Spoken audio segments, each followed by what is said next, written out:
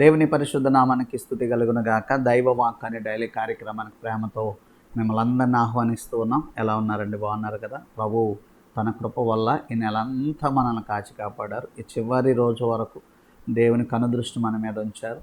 మరి నెలంతా ప్రభువే మనల్ని నడిపించారు. అందుకు దేవునికి మహిమ కలుగునగాక. దేవుని కృప మీకు తోడై ఉండాలని, మరి దేవుని ఆశీర్వాదం మీకు మెండుగా కలగాలని, మరి నెలలో మీరు ఆలోచించిన ఆలోచనలు ప్రయత్నాలన్నీ కూడా ప్రభువే సఫలం చేయాలని దేవుని సేవకునిగా నేను ఆశీర్వదిస్తూ ఉన్నాను. ప్రభు వాటి కృప మన ఎడల చూపించునుగాక.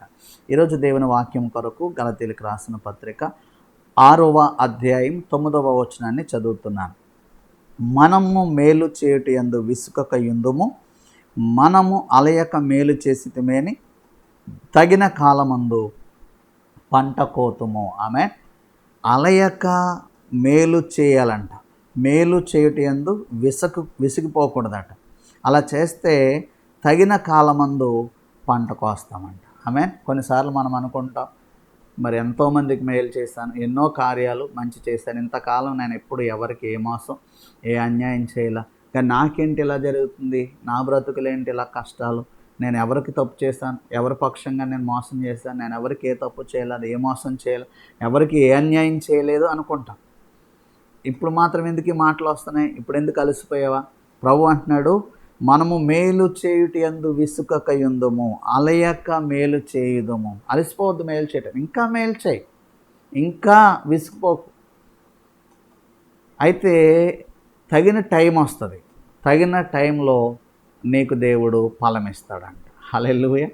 మేలు చేసేవారికి ఫలం ఉంది.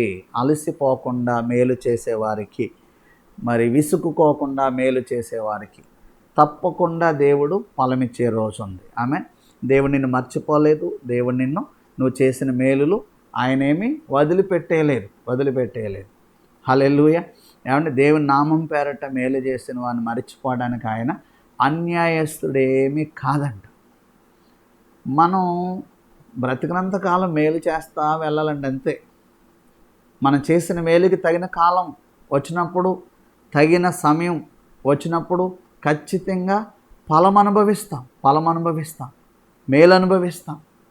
యోసేపు జీవితంలో చూడండి, ఎన్నో సమస్యలు ఎదుర్కొన్నాడు యోసేపు, కష్టాలు ఎదుర్కొన్నాడు యోసేపు జీవితం అలాగే ఉండిపోయిందండి. గోతులో ఉండిపోయాడా, లేకపోతే బానిసగా ఉండిపోయాడా, లేకపోతే చెరసాల్లో ఖైదీగానే ఉండిపోయాడా? ఉండలేదు. వాటన్నిటి గుండా వెళ్ళాడు. ఎక్కడ యోసేపు ఏ కీడు చేయలేదు, ఎక్కడ యోసేపు ఎవరికి అన్యాయం చేయాలి, కానీ అన్ని శ్రమలు అనుభవించాడు. కానీ తగిన టైం వచ్చిందండి. ఆ టైంలో దేవుడు గొప్పగా యోసేపుని హెచ్చించాడు, ఉన్నతంగా యోసేపుని హెచ్చించాడు, ఉన్నత స్థితిలోనికి యోసేపుని తీసుకొచ్చాడు.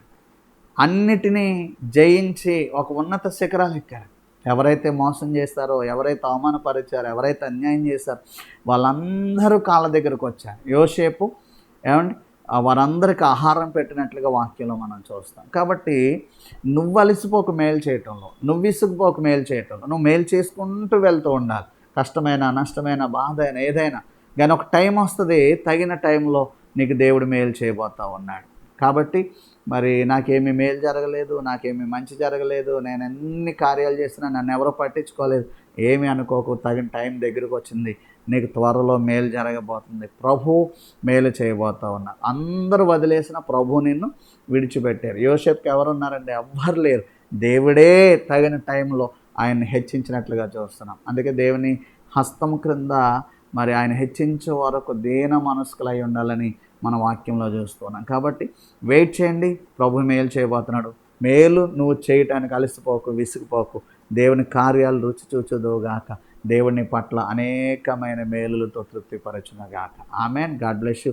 దేవానికి వందనాలు. విన్న వాక్యాన్ని హృదయంలో భద్రపరుచుకుని అలసిపోక, విసిగిపోక మేలు చేయడానికి వారికి మనస్సు పుట్టించండి.